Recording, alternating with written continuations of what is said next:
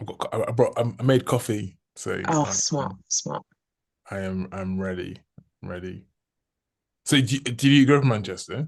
Oh, Yeah, fair. yeah, pretty much all my life. Me? Oh, Yeah. fine. I don't Right. have the accent though. Oh, I'm scared it's gonna start soon. Starting now. Oh, my sister. Okay. Well, let me.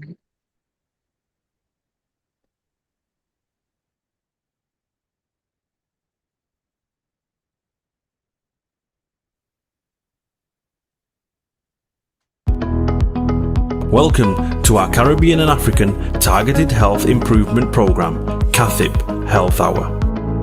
The Caribbean and African Health Network, CAHN, along with its national partners, are incredibly pleased to continue to bring to you targeted health and well-being education delivered by Caribbean and African doctors. These health hours are all about empowering, educating and giving space to Black people so our communities can look after themselves better. Every Saturday, our Black GPs or consultants present on those health and well-being topics that affect you, your family members and friends. Some weeks will vary and will include other panel members such as pharmacists, specialist nurses and faith leaders. Our health hours cover a range of topics and include mental health, heart health, women's health, reproductive and sexual health issues, men's health, respiratory problems, cancer, sickle cell and many more.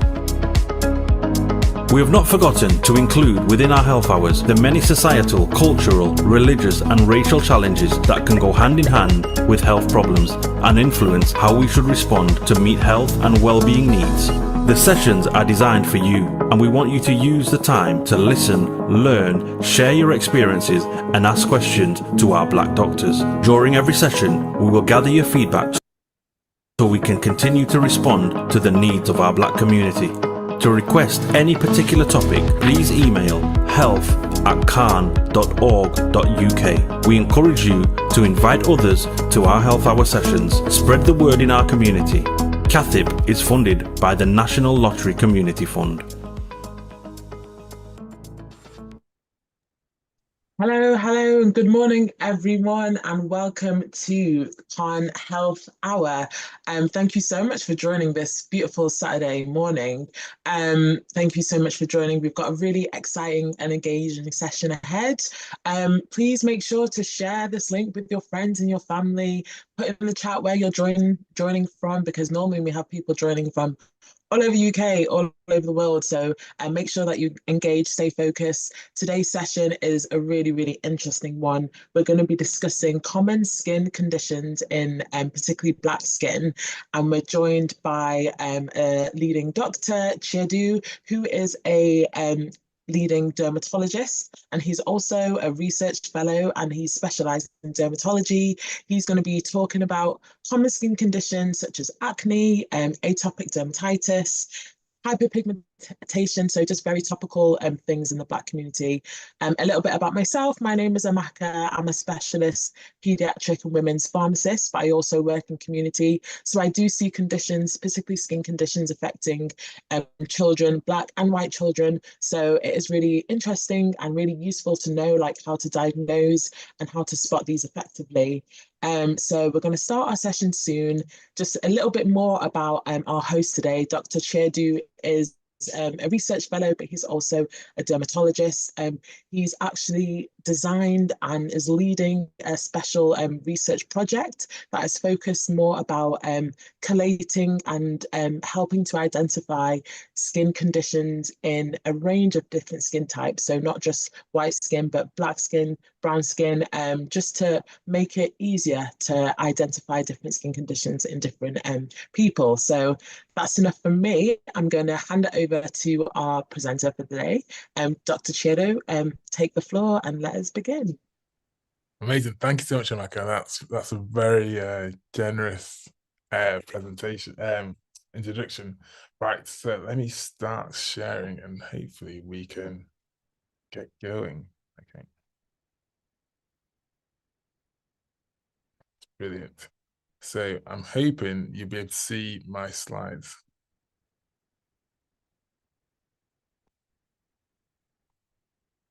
Okay. Okay. Brilliant. Okay. All right. So good morning, everybody. So my name's Chiedu. So I'm a dermatologist registrar, and I'm based, well, for my clinical work, I'm based in London at Homerton Hospital in Hackney. But I also spend some time doing research, and that's predominantly based up north in Manchester, at Manchester University. Like Maka said, I love skin dermatological conditions, and I'm just passionate about trying to break down some of those barriers that we often face when we seek help and advice for our skin conditions. Okay, so just from declarations of interest, so I've got funding from different charities and organisations in the past, but nothing influences what we talk about today. I've also used a lot of images today, which come from different sources. Most of the sources will be identified on the slides themselves, but two of the main references were Dermanet New Zealand and the Taylor and Kelly's Dermatology for Skin of Colour. That's textbook. So I don't own any copyrights to these images. Okay. Right. So, like Amaka said, the overview session is to introduce some of the common dermatological conditions that patients of African and Caribbean ancestry often face. Some of the management strategies, particularly what you can do at home, and just some ideas when to seek that extra healthcare advice when you can't cope. Okay, it's not comprehensive. It's not going to tell you how to cure things, but hopefully it'll give you some direction and some reassurance that people are aware of what's going on and how we can make things better for you. So the first condition we're going to talk about is atopic dermatitis or atopic eczema. And that's probably the one that most of us are more familiar with. There's a point where someone has dry skin, and for many of us that could be a small area that's very dry and very irritating, but for others it can cover the whole body and quite debilitating, so quite impactful in their life. Atopic dermatitis or atopic eczema, it really is a disorder of the skin barrier. So it's inflammation that leads to the skin not being able to retain water and moisture. And this leads to cracks and irritation. So often people with these conditions get itchy, dry, very cracked skin. And people of African and Caribbean ancestry, so those who have lean towards more darker pigmentation, it can often look quite dark brown or purplish or violaceous. So it looks like a wine red color in some ways. But at times it can be red. They can be bumpy and weepy, and as you can see in the photo there, they can often become quite thickened. And if you go to a doctor, they may call it lichenification, but that just leads to the thickening of the skin. Often, patients with atopic eczema have another kind of associated allergic conditions. These include hay fever and asthma, and that comes in. We call it an atopic triad. So an allergy trio sorts. Patients may present with one initially, then get another or get another. You don't have to have all three. And often if a family member has hay fever, then another family member may have eczema, or another family member may have asthma. In terms of management, our main objective here is to replenish that skin barrier. And it's two ways we do that. The first way is to improve the barrier by using ointments and creams and lotions. Ointments tend to be those are in the tub, the really greasy ones, almost like Vaseline-like. And they're really good when we have big flares. Cream is a bit thick, a bit lighter, so they're like the white, a bit thicker creams that we pump out. And that can be used day to day, and for most people that's sufficient. And lotions are a bit more lighter, and often they're used for the face or areas that are quite hairy. The second thing we have to do is reduce that inflammation, and most times that means you need to go to the GP, who can prescribe you some topical steroid therapy. Topical steroids means they're steroid containing components, which are in ointments or creams, which you apply to the skin, and that helps reduce that inflammation to allow you to replenish that barrier with the creams properly. There are times when we can use steroid-sparing creams and oral medication, but at those scenarios, we often encourage your GP to either speak to us through advice and guidance, which is a platform they can speak to us directly, or when things are quite severe, they can refer you to us in the hospital.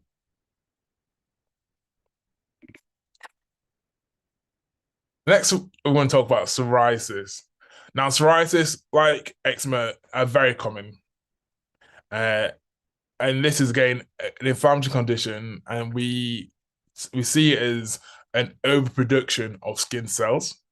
And these result in these kind of raised, scaly areas of skin. Again, we often see it looking pink, but in darker skin types, they can be purplish or grey. And with this kind of silver kind of finish on top of that.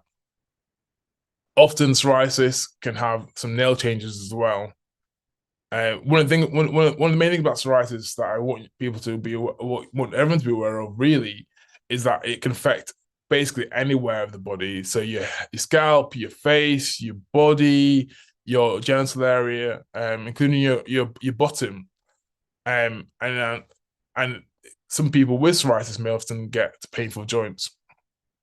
So the main aim of psoriasis, again, is to reduce that inflammation. So we do that by softening the skin. You have ointments and creams again, and sometimes we use salicylic acid or coconut oil to help with that softening of the skin. And we then reduce inflammation again typically with steroid ointments, and this time we also use steroid ointments that contain a vitamin D analog or compound. And that helps, we know that helps kind of reduce that turnover, so reduce the overproduction of those cells and help fatten the skin. Now, just like psoriasis and eczema, psoriasis can often be quite debilitating, so it can infect people's lives a lot. And in those scenarios, what we encourage GPs to do is send them through to the dermatologist in hospital, where we can start more comprehensive treatments, which include tablets and injections. I haven't talked about those today, but that my main message for these two slides are that we can, in most instances, almost put psoriasis and eczema to sleep. And so if you're struggling with it, please make sure you go to your GP. And if you feel things aren't working, ask them to seek advice from the dermatologist, because we're always happy to answer questions. Okay. Now, vitiligo. Many of us will have friends or family members who have light patches of skin. And that's common. You know, even if you were fair-skinned, European ancestry, you'd have areas where your skin isn't as the same color as the other parts of the skin.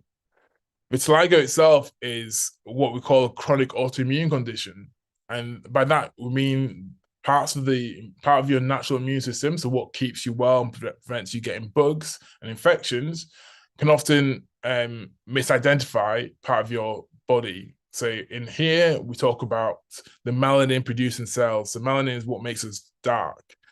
And in vitiligo, our immune system misidentifies the melanin producing cells and targets that. And this leads to these light patches that we see, hypopigmented patches that we see. And hypopigmentation means loss of pigment. So now, vitiligo is long-term, and currently there's no cure for that. And at times, it's very difficult to reverse it. However, we do know that we can slow it down at times, so that's typically using steroid ointments and creams, and also steroid-sparing ointments and creams. And how we do that is that when a patient notices a new area of skin lightening, we can apply those treatments then and slow it down, or at that time maybe even stop it from progressing. Now, because vitiligo can occur anywhere and people are often quite self-conscious about it, and that's reasonable to be, there are ways we can can modify that, and that includes camouflage makeup.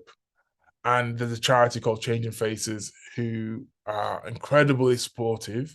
They have so many resources that allow you to not only become confident in your skin, but also if you're struggling with certain aspects of your skin condition, they are able to support you in other ways to modify and help you get over those challenges, overcome those challenges.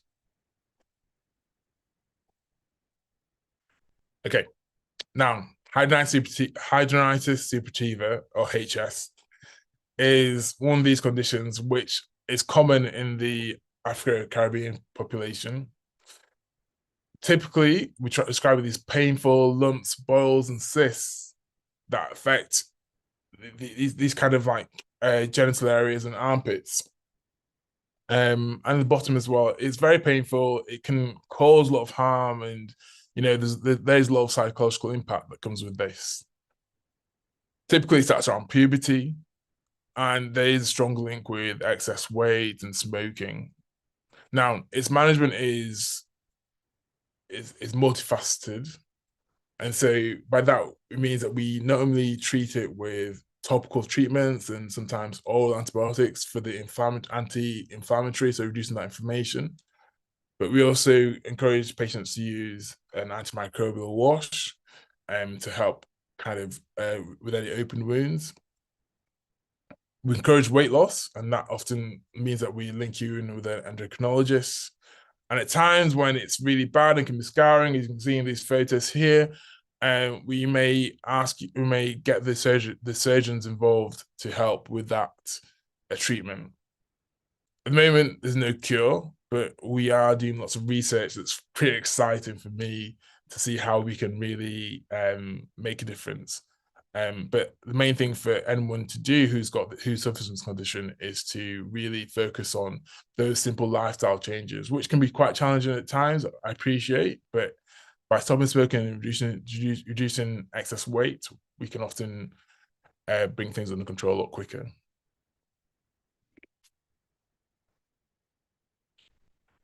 Seborrheic dermatitis. Now, if you've had children or you've got family with young children, you will often have heard about cradle cap. Cradle cap is a form of seborrheic dermatitis, and this is caused by the overgrowth of a yeast that's on our body normally. In people of African Caribbean ancestry, sometimes seborrheic dermatitis can often be just regarded as dandruff. It's not dandruff, but it does look similar, so it's got that flakiness that's often seen there. But interestingly, patients with seborrheic dermatitis often get these areas hyperpigmentation. So you can see here on those photographs, the kind of the pinkness and the lightening of the brownness around the scalp line and around the nose and the ears.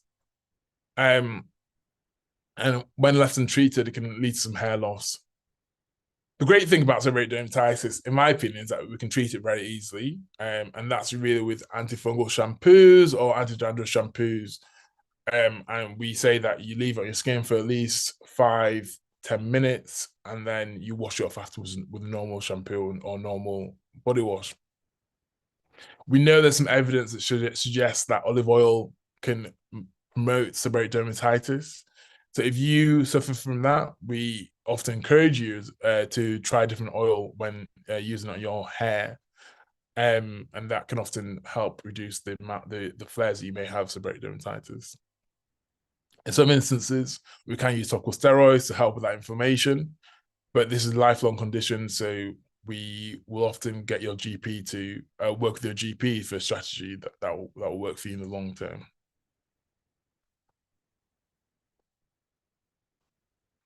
Acne. So the first thing I want to say about acne, and if you go home from this talk with anything, is that acne should be treated. Okay.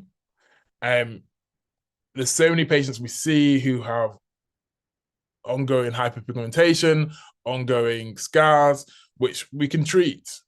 Now, this slide has a lot of information on, so feel free to screenshot it, but I'll just talk through a few things that I want you to know. So acne can affect the face, and the kind of the upper chest area in the back. It does start in puberty and has these kind of different features. So we talk about white heads and black heads, and these are the comedones, so these open and closed kind of spots, and they can be quite raised and painful. They can develop really, really quickly, and these are just areas of deep inflammation around the hair follicles where the sweat glands are. But we can treat it, and that's the main thing, that we can treat it. If you have a few of those, there are easy things you can do at home. So we talk about using like a face wash with salicylic acid in, and that's to help reduce the thickness. You use light moisturizer that's non-comedogenic, so that means doesn't block up the follicles too much. If you can avoid picking, and if you are someone who uses a lot of hair oils, then be mindful that coconut oil can often make acne worse.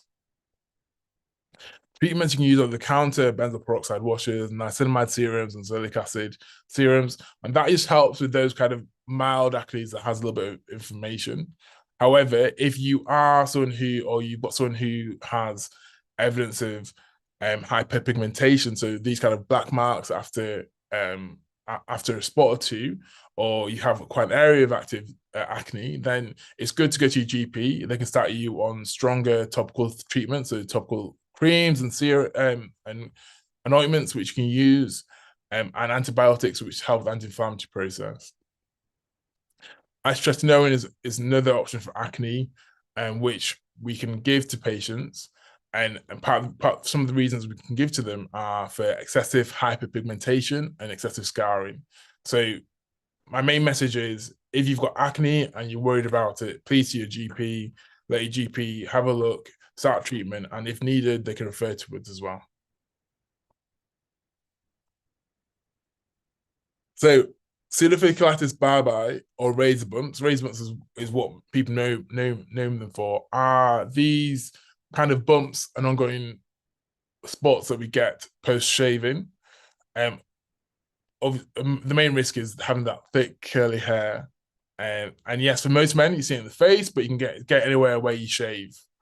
These can be spots, but then can often lead to inflammation and pus and discharge, and then that ongoing post-inflammatory hyperpigmentation.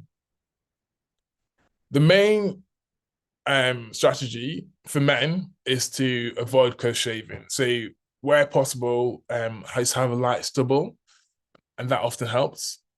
If you are someone who needs to be clean shaven or want to be clean shaven, antimicrobial washes can often help post shave. And we think about Hibi Scrub, which is something you can buy over the counter, which may be useful, and that can be used anywhere in the body. So you can use it to wash the whole body for that day. Face washes with salicylic acid again can help with that, reducing the irritation and reducing the spot development. Again, as mentioned before, azelaic acid, niacinamide serum, and retinols can be used from over the counter to help with that with those razor bumps. But these are strategies that you'd use daily for a number of months to get the true benefit. Now, for men, I know everyone likes a clean cut and looking good and looking fresh, but avoid reshaping that area. And if you want to shape up, then go for a 0.5 rather than skin fade. I personally don't do skin fades anymore. I'm a 0.5 kind of guy, and I think it looks fine. But everyone's different. And for men to avoid picking. Now, for women, you can get razor bumps anywhere. So obviously, the other ways you can do that is using non-shaving techniques, and that can work really well. And then salicylic acid washes can be used as well in those areas as well to help. Remember, for genitalia, we don't encourage you to wash your genitals. Your inside your vulva, but the outside area, the pubic region, is fine.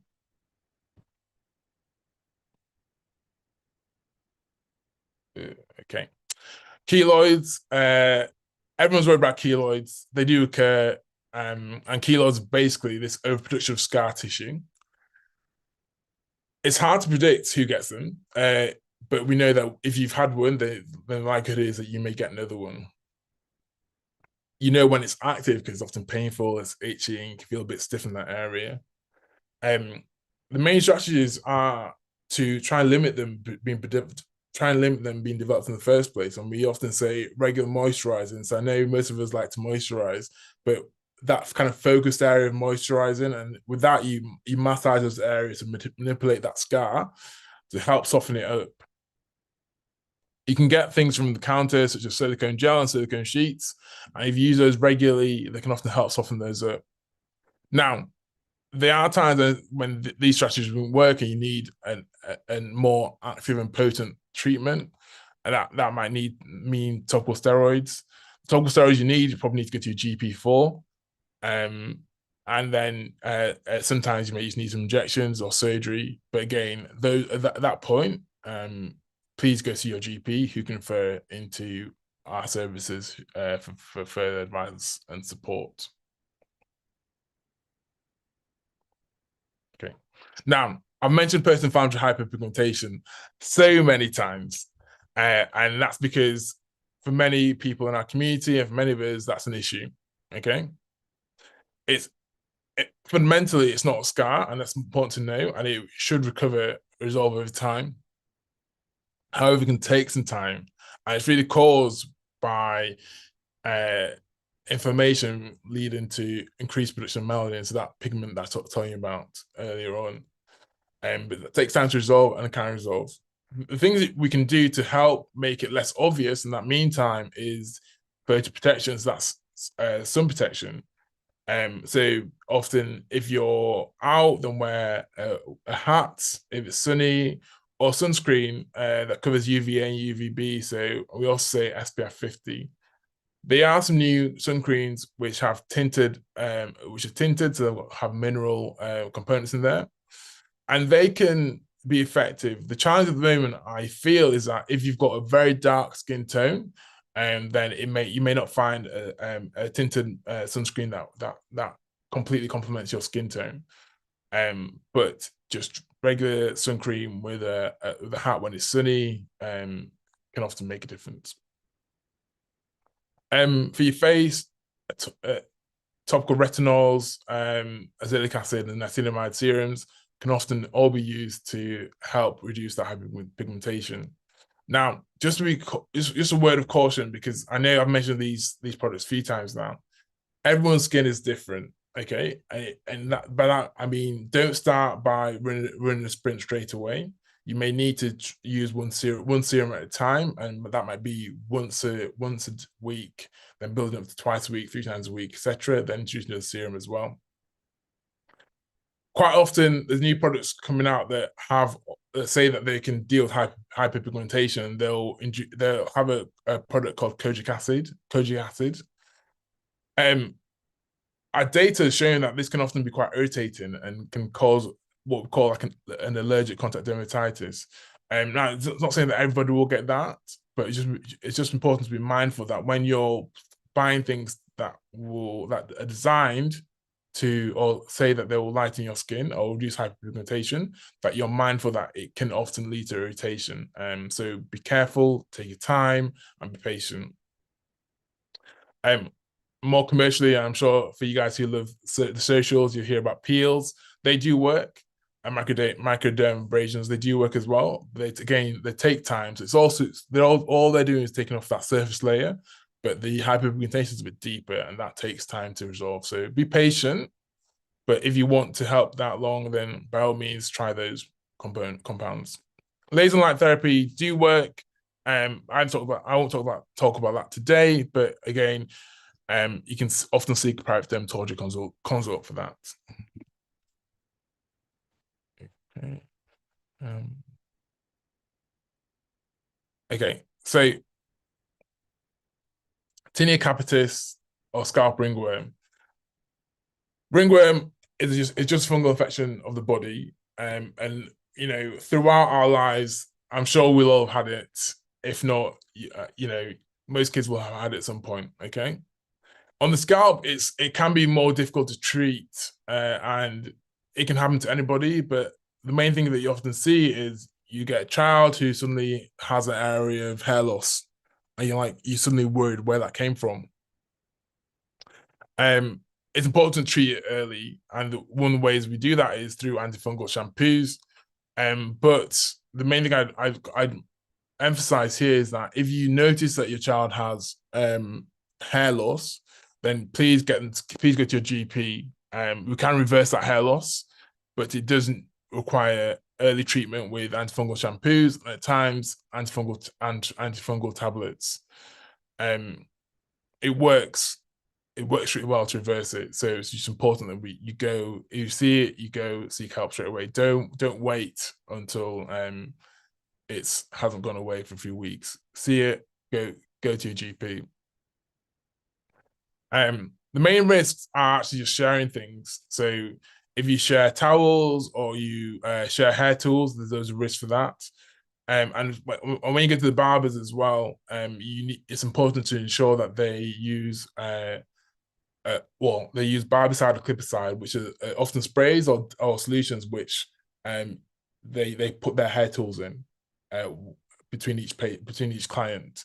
It's important you see them do that, because that's another way to reassure yourself that the tools they're using are clean enough to reduce the risk of developing tinea or ringworm.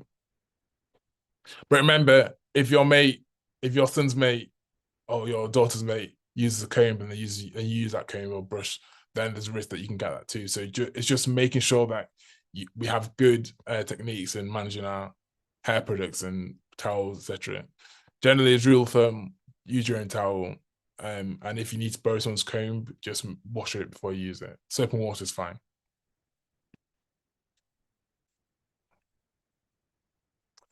Okay, traction alopecia.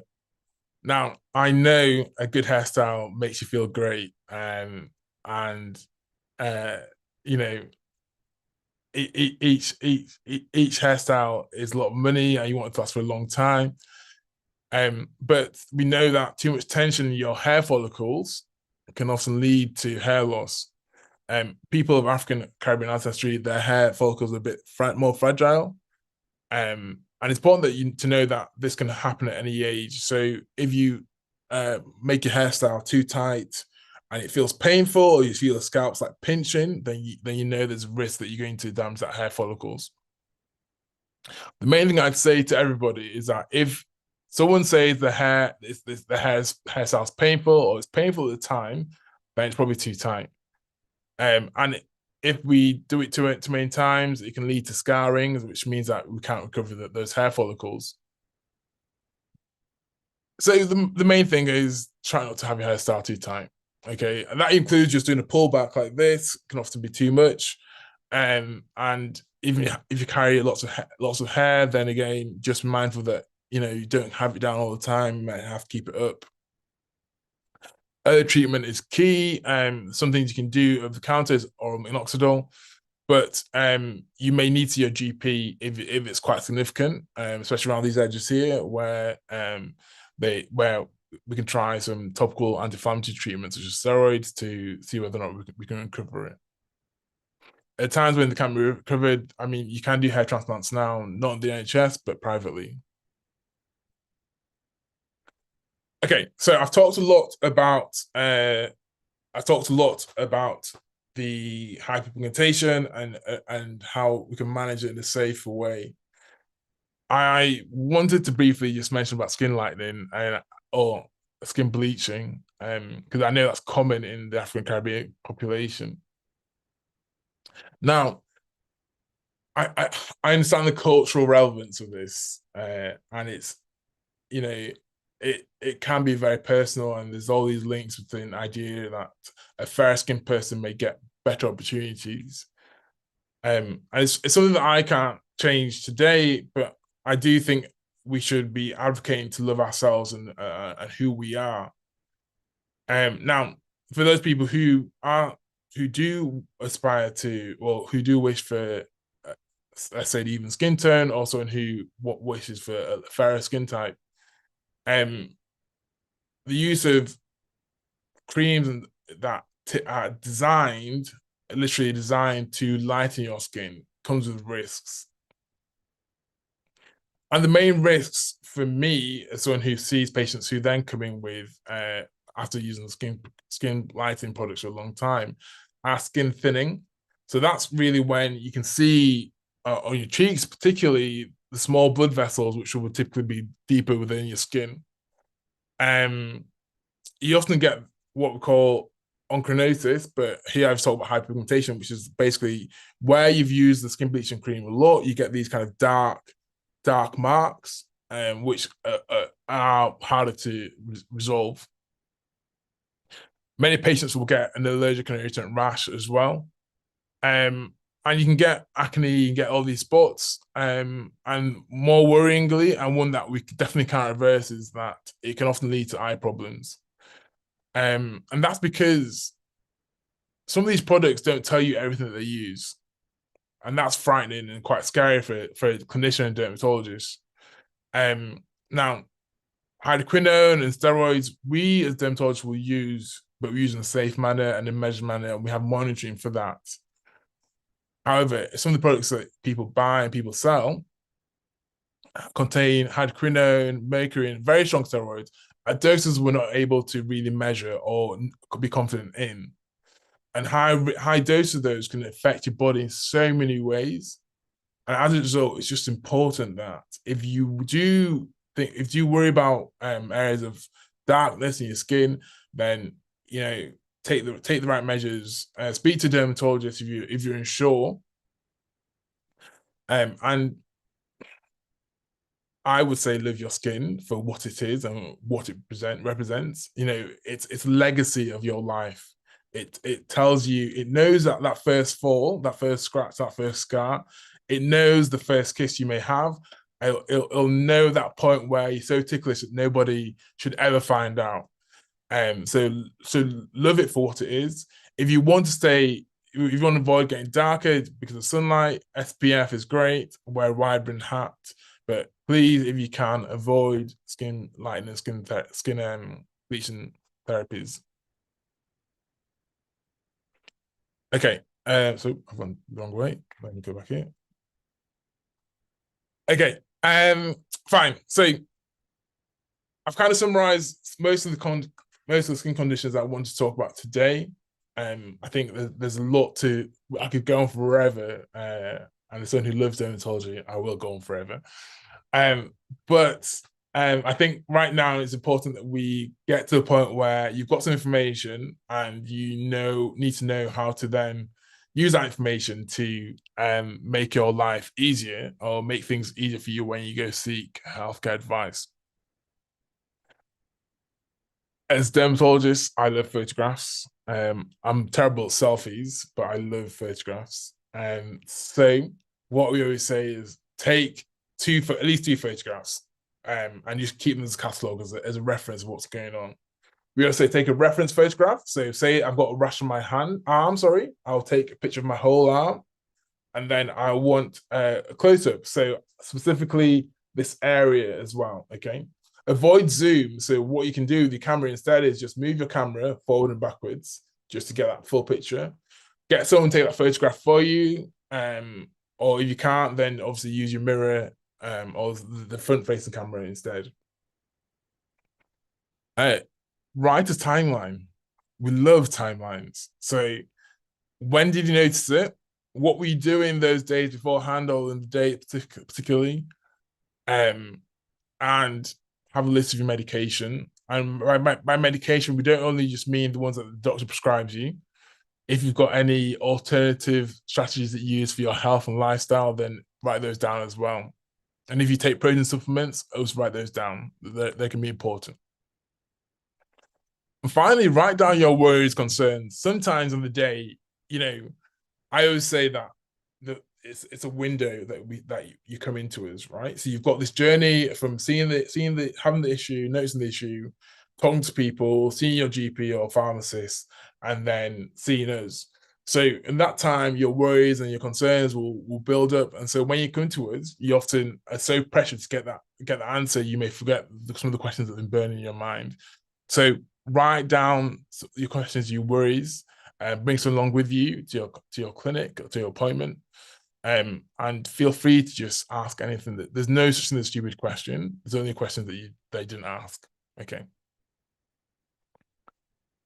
All right. So on that note, some closing thoughts.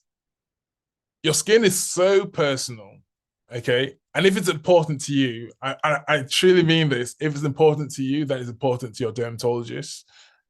The first step to any kind of skin issue is self-care. Okay. So eat well, sleep well, and be active. Those kind of primary things that we talk about in both internal health conditions affect your skin as well. So just try and live the best lifestyle you can for yourself personally and for those around you. Your skin holds so many secrets. So many secrets. As dermatologists, I love finding them out. So love your skin for what it is. It's magical. It's amazing, and that includes your hair and your nails. By the way, when I mean love your skin. Now for everyone who wants more information about certain conditions, I've linked 2 websites. So on the right, you've got the British Association of Dermatologists, Patient Education. That's the membership that I'm part of. But the American Association of Dermatologists also has some resources as well. Often we talk about people African and Caribbean ancestry as skin of color, and that encompasses everybody who basically isn't non-European, so who have darker skin tones. And so these resources are being built up at the time, and we can do we can support any questions we have. The main thing to remember, my final thought message is your history is more important than what your skin looks like. So we can treat your skin condition irrespective of your skin color and irrespective of the color of the dermatologist seeing you. Some of us obviously were more receptive to darker skin tones because we have it ourselves, but just trust your dermatologist, and if you have questions, they can always get second opinions. Okay, thank you. Thank you so much, Chiedu. That was amazing. I've just been making a load of notes to take that and read later. That was really informative.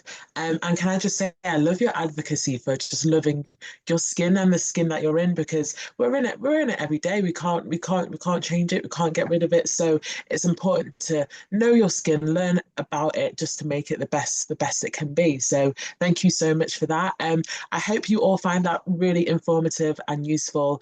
We have a time for question and answer now. So Chiedu is here. When are you ever going to get a time where you can just ask as many questions to a dermatologist? So use the time that we have now.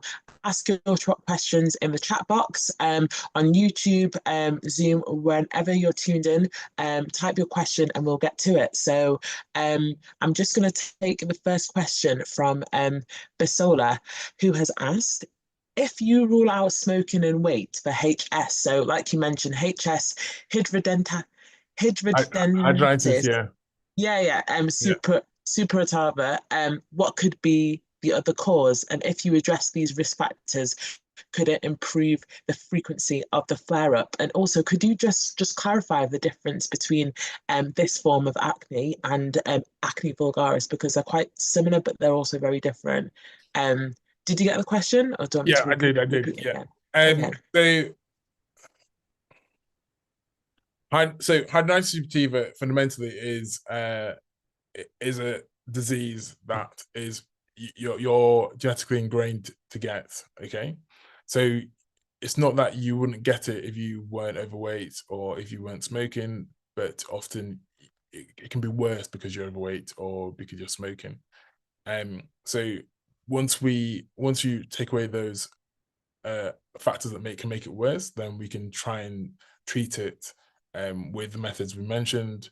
And more recently, there's some really cool new medications called biologics, which have shown to reduce those numbers of flares. But you're right. So if you reduce your smoking, reduce your weight, they can reduce the number of flares, and then with medications as well that we can provide, we can almost keep it put it to bay as best we can. So I guess acne inversa, which people often may mention, is just another way. Acne, just the talk about, means nodules. So we don't really we try not to use acne inversa generally, because it can cause confusion. But I guess in some ways it's a similar kind of process. Is these kind of, we call them sebaceous, so the sweat glands, but it's just different areas. So we see more in the kind of armpits, groins, buttocks, rather than, and you see acne vulgaris, particularly on the face and those areas which I mentioned earlier. Okay, amazing. Thank you so much. I love how you stress the importance of just like your diet and how that plays into how your skin is as well. So it's important to lead a healthy diet, guys. But we'll go on to the next question, who's also by Bisola. As psoriasis is an inflammatory condition and known risk factors for developing cardiovascular disease, can you explain why, if you know?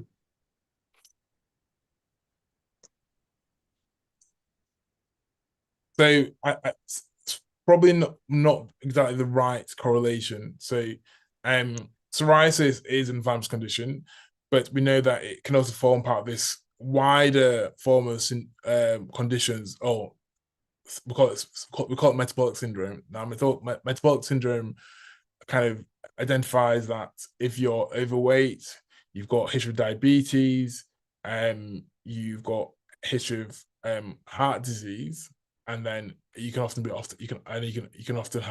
psoriasis as well.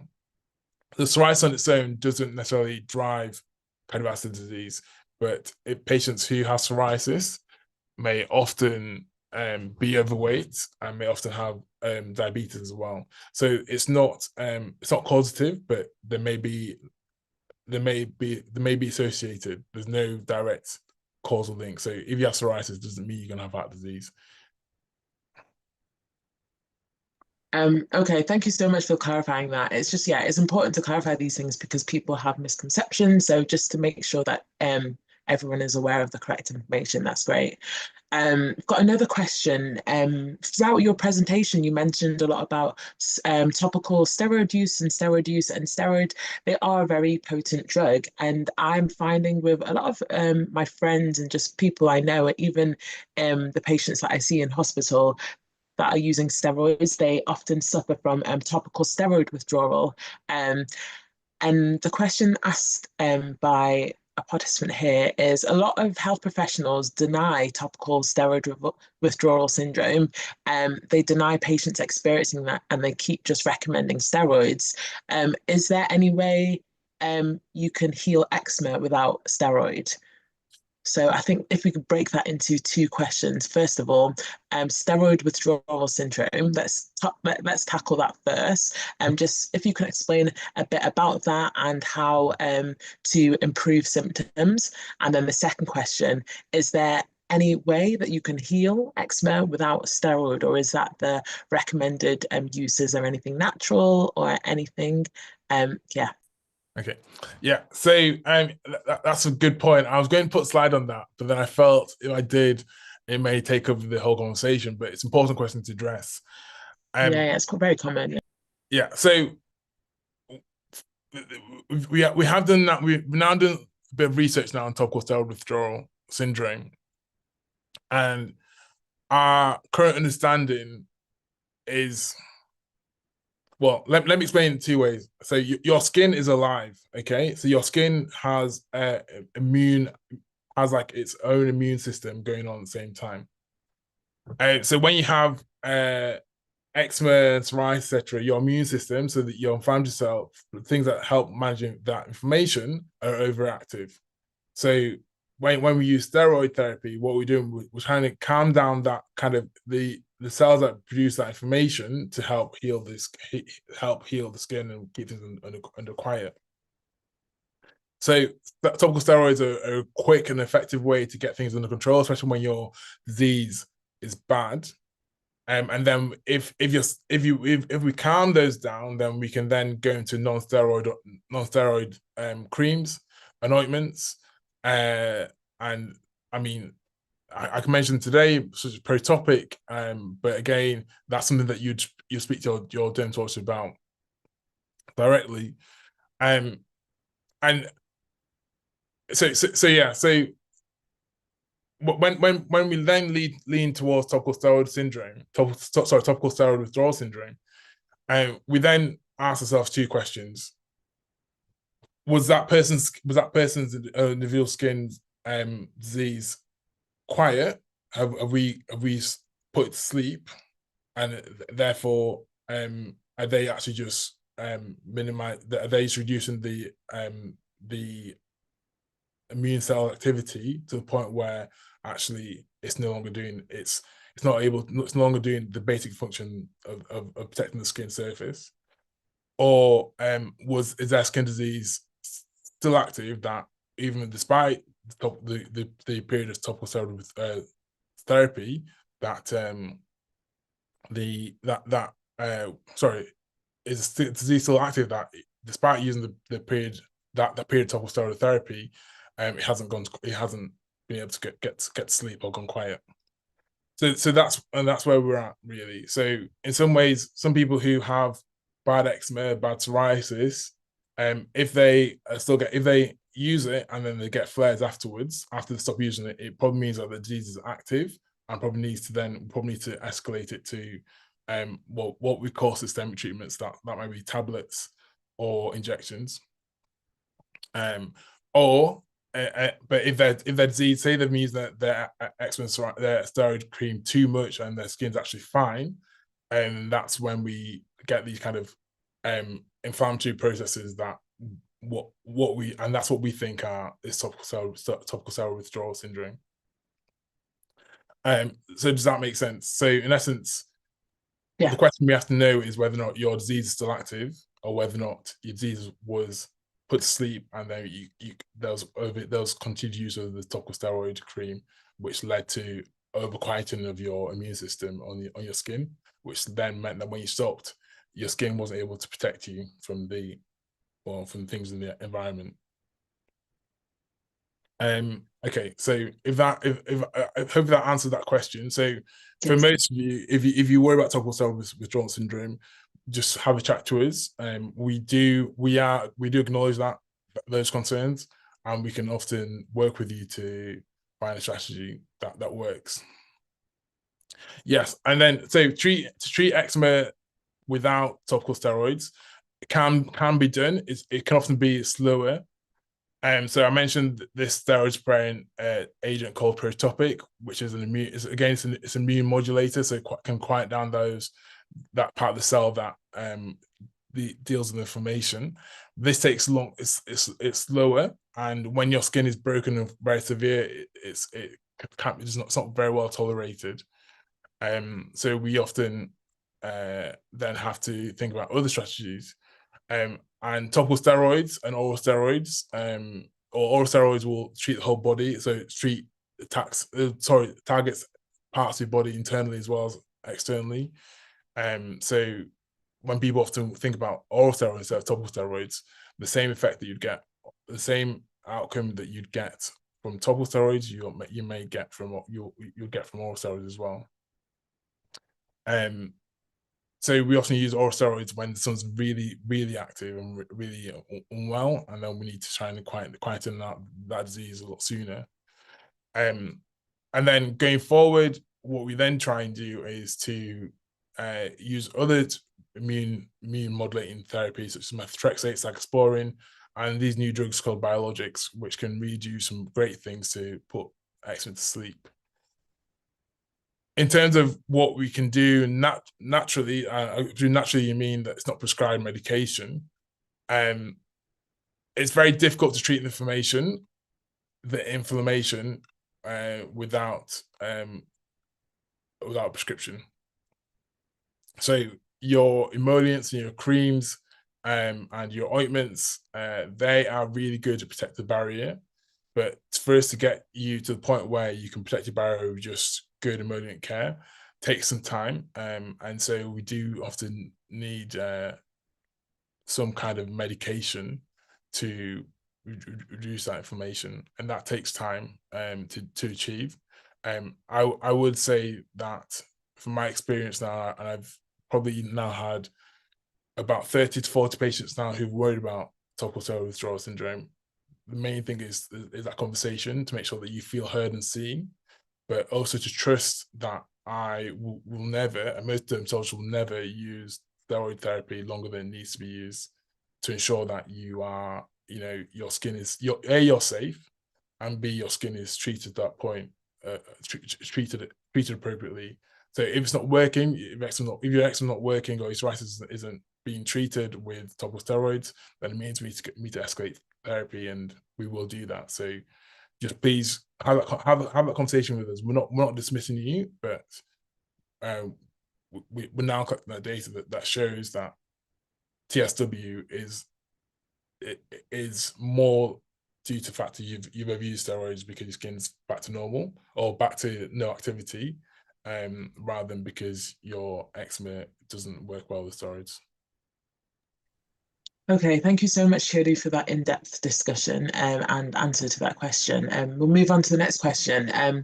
A participant has asked, how can I manage skin itching during winter, especially when you have to use the heaters for long periods of time?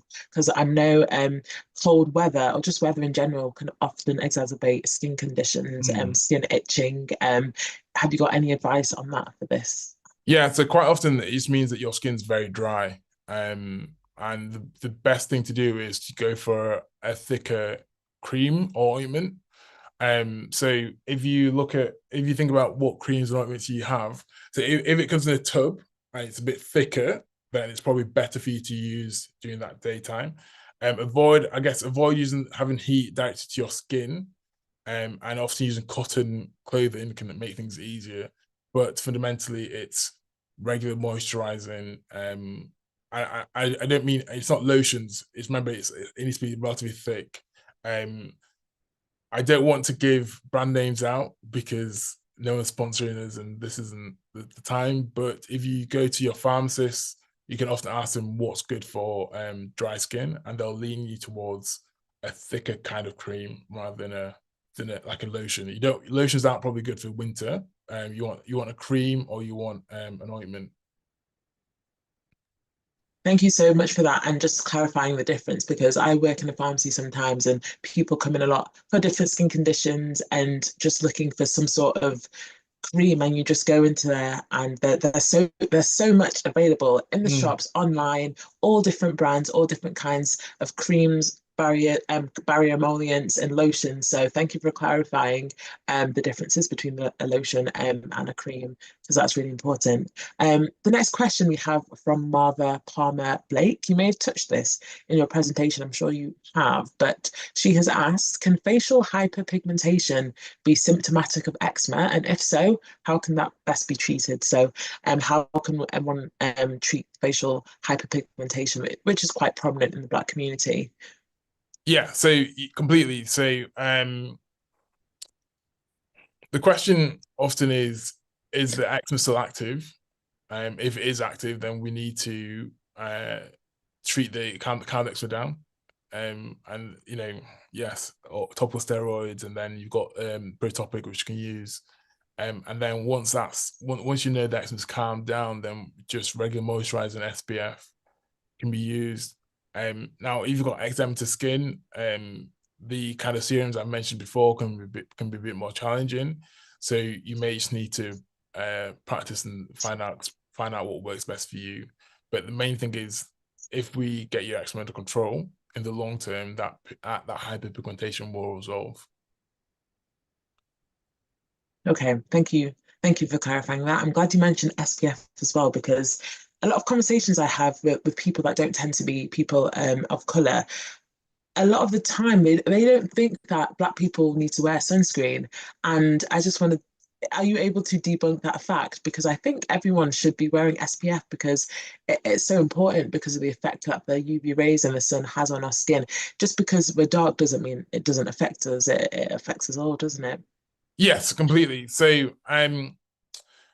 if you've got fair skin, then when we think about SPF, we're thinking about skin cancer, sun-related skin cancer, and anti-aging, and just sun-related skin changes, which means often needs like more wrinkles, more kind of increased freckles and patches.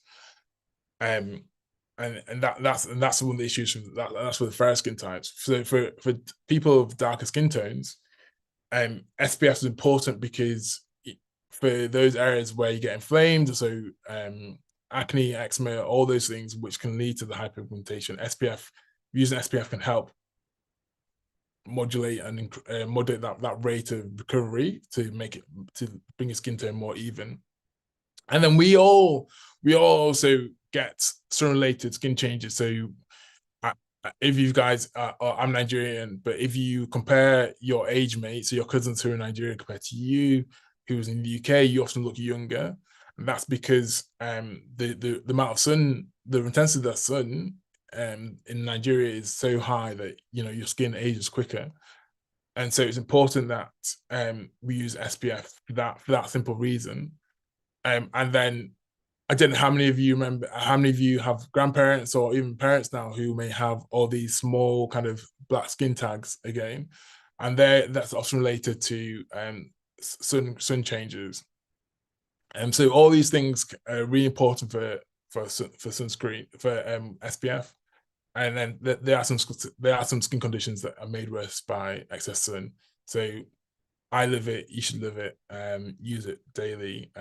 Yeah. Amazing. Thank you so much. Sorry, the other thing I'd say is that in winter, if you've got dark skin types, you can use SPF 30 if you want to, but as rule of thumb, SPF 50 can be used all year round, and I would just say stick to one that you're happy with. So like that, the higher SPF is recommended. Yes. Yeah. Okay. Amazing. Ruth's put in their chat, "Black don't crack," which is a common saying. It's true to an extent, but we still need to wear sunscreen to help reduce our risk of skin cancer. Amazing. There's another question that someone has put in the chat. We've got Emma, who wants to thank you for your presentation. She asks, in addition to promoting a healthy lifestyle, are there any general skincare products that we can use to promote healthy skin? I know you said you don't want to plug any products, but she's aware that everyone has varying skin types, and I know it's very personal and it's not the same for everyone. But maybe not skin like branded skin products, but just in general, creams, serums. Do you recommend this? Because especially social media and the times that we're living in, we're being sold everything. And we've been told to get this for anti-aging, get this for reversing, blah, blah, blah, blah. But what are the key things that we can use to keep our skin healthy and glowing, moisturized and hydrated? Do you have any recommendations? No recommendations, but that's because everything you apply to your skin takes minimum 6 weeks, but normally 3 months to show the true effect. There's research that shows that whatever cream you use is just the best cream is whatever cream that you prefer. So you find something that you find that works well for your skin and you use that. We mentioned azelaic acid, retinols, and niacinamide. They've all been shown to be really effective to help the skin in different ways.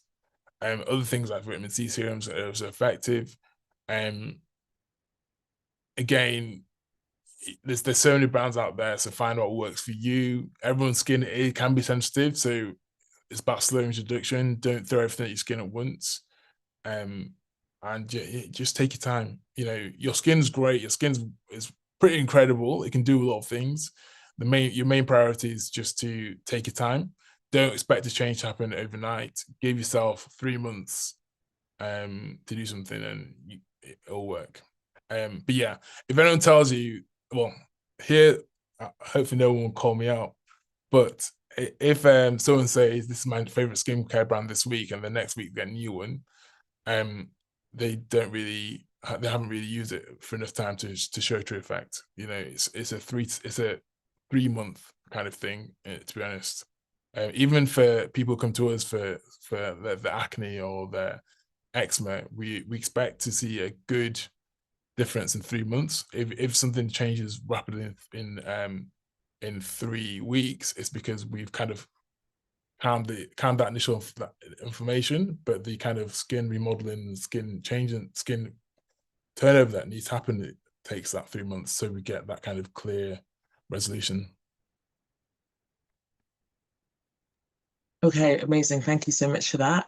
We've got quite a specific question actually. There's a condition called mycosis fungoides, which is a type of skin cancer, resulting in skin pigmentation from the patches after treatment. Is there anything this person can use to help with the skin pigmentation at all?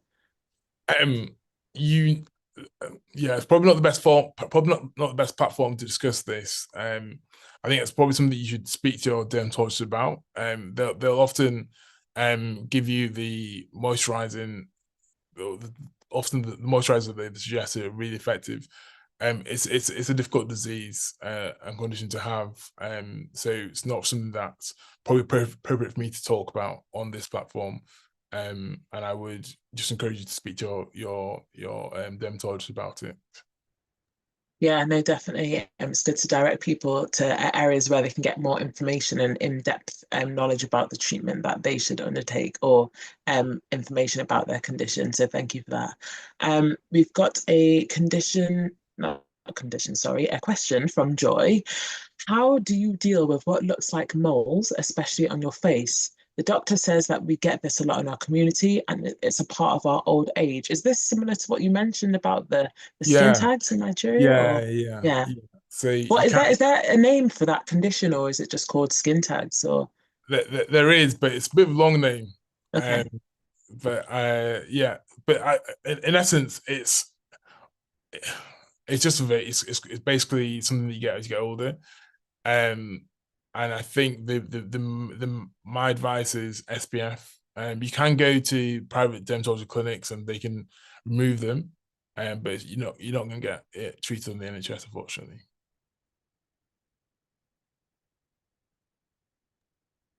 Okay, no, that's perfectly fine. Got a couple more questions. I know that diet is quite strongly linked to skin condition. Any chance you know or would recommend like I don't know, the top three, top five foods to avoid that could help that exacerbates like oily skin or just like flare ups? Is there any like particularly bad foods that are connected to decreasing the quality of your skin at all? No, there's no evidence at the moment. We just recommend just eating relatively healthy. If you have food allergies, then that's different. But generally, just have a balanced diet. That's the main message everyone says. Great. No, that's really good. Balanced diet. I feel like you can't go wrong with that answer. Exactly. Literally Yeah. everything. Balanced diet. There are so many benefits of just eating well and eating clean. So thank you for that. I've got a question for myself actually. I know that hormones are quite influential in your skin as well, and particularly like women or during their periods or during times of their cycle, their skin gets particularly worse or could particularly bad. Do you know the direct link between this at all or anything like that? I mean, the answer to that is there's many reasons why. It's hard to link. It's hard to say one particularly. We know that pregnancy is one of the greatest things that happens to the human body, and it changes the hormones so much. Um, and again, with the menstrual cycles, it can be linked to that as well. It's probably more to do with the increased number of hormones and steroid hormones that we produce, women produce during those times. Um,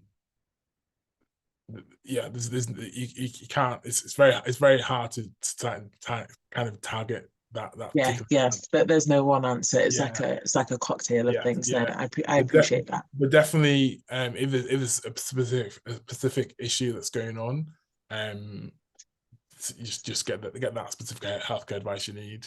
And that can be GP, the BAD and the AED. Those links I sent earlier on, there can be really useful to get some questions answered as well. Amazing. And I think we've got the last question that we'll take from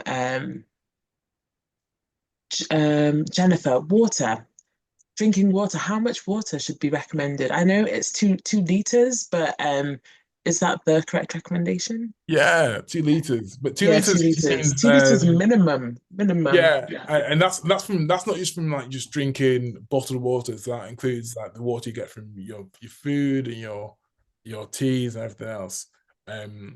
Yeah, staying hydrated is so important. Yeah, Okay. Yeah. Yeah, it can't be understated. Yeah, just yeah, drink water. it, Amazing. it helps you feel better and helps you focus better. And because you're staying hydrated, you actually more your hormones a bit more.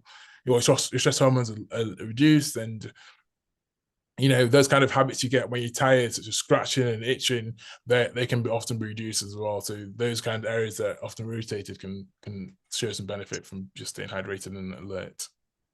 Yeah, no, definitely. I feel like we're out of time now, so I'm just gonna wrap this up. I want to say thank you so much, Chiedu. This has been a really informative and really interesting discussion. I hope everyone has enjoyed from anywhere that you're tuned out from. Feel free to share this. It's going to be up on YouTube after, so share it with your friends, your family, things that you've learned. These sessions are really, really helpful and very useful to get like expert advice from a professional. So thank you so much, Chiedu. I hope everyone will have a lovely weekend. I'm going to hand it back to one of the members of the CAHN team, which is going to wrap up and just do the closing remarks. Thank you so much. Over to you, Hayford. Yeah. Thank you so much, Amaka, for a wonderful, hosting. Thank you, Dr. Chiedu. And I believe we've definitely learned something today. I've always struggled with moving to the UK and the weather and everything. So this has been very insightful. Just some few announcements. If you just give me some few minutes, if I can share my screen.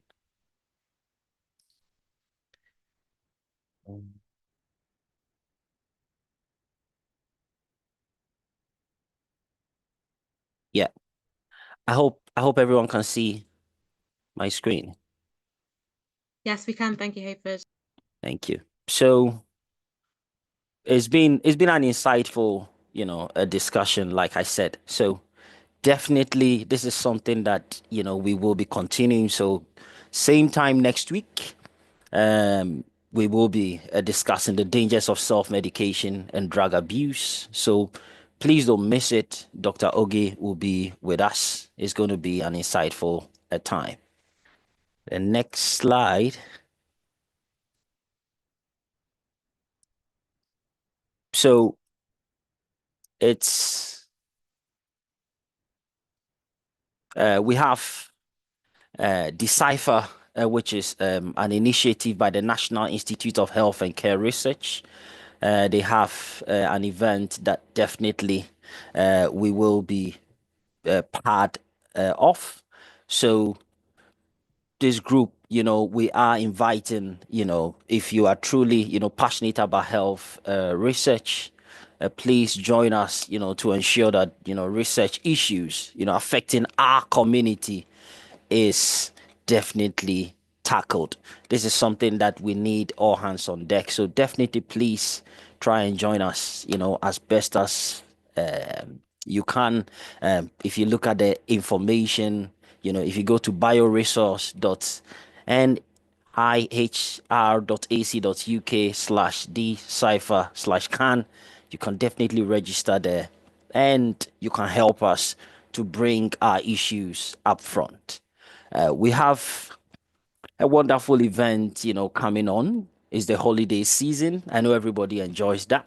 So we are thrilled to invite you to the Greater Manchester Caribbean and African Community Carol Service, which is on the December the 11th at Manchester Cathedral.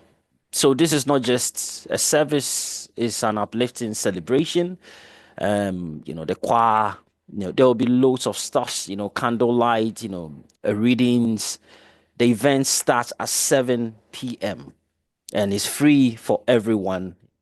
And I hope and pray that definitely, we will be able to make it. It's going to be a nice time for the family, for the community. So let's gear ourselves towards this wonderful event. And I believe it has come to stay for CAHN as well.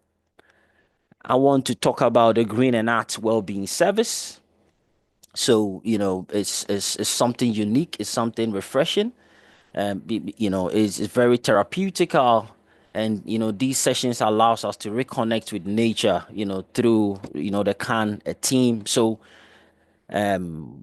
for every Wednesday, between 2 to 4 at Bolton, at RCCG Breakthrough Church, and then Stockport is 1 to 3 p.m. There, every information is on the slide. This is something that we are passionate about, and we want everyone to get yourselves involved. The next one is diabetes peer-to-peer support. So for those of us that are in North Manchester, we are inviting everyone. So it's a community support, helping each other regarding diabetes. This is something that is it is on the rise. So we need that kind of environment. So if you want to refer, book, the number is there, 0777 4994178. This is something that we definitely want everyone to be part of. The first Monday of every month between 5 p.m. to 7 p.m. At the Newton Heath Library, the old church. And then the fourth Wednesday of every month, 5 p.m. to 7 p.m. This is very important to us. So please let us, recommend, let us invite, let us get people to know, exactly what, CAHN is doing regarding diabetes. The next one I want to talk about is a family and advocacy support session. So this is for individuals, this is for families, people, with no recourse to public funds. These are online events. Every second Wednesday of the month between 6 and 7. This is a time, for questions and answers. There are a lot of things that are going on, within our community, cost of living.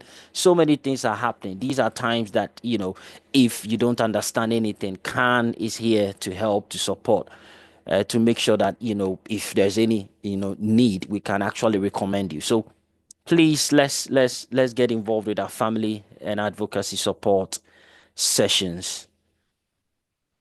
The next slide, which is the final slide, is a Black-led counseling service. So if you're a qualified registered counselor, if there's somebody that needs that help, because sometimes we don't talk, we keep our, situations to ourselves, we don't speak to families. This is a brilliant opportunity, for you to get the help that you need within the community. So it's a counseling service specifically designed to provide that culturally sensitive mental health support. Sometimes we go to our GPs and, we want to talk to somebody, but they don't understand us. So we understand these unique challenges, and CAHN is there to help and support.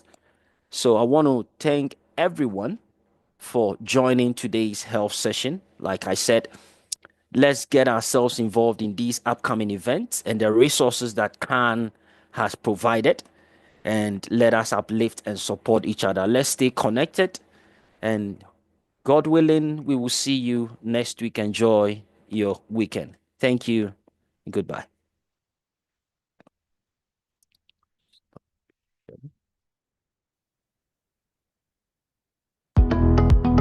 Welcome to our Caribbean and African Targeted Health Improvement Program, CAHN Health Hour.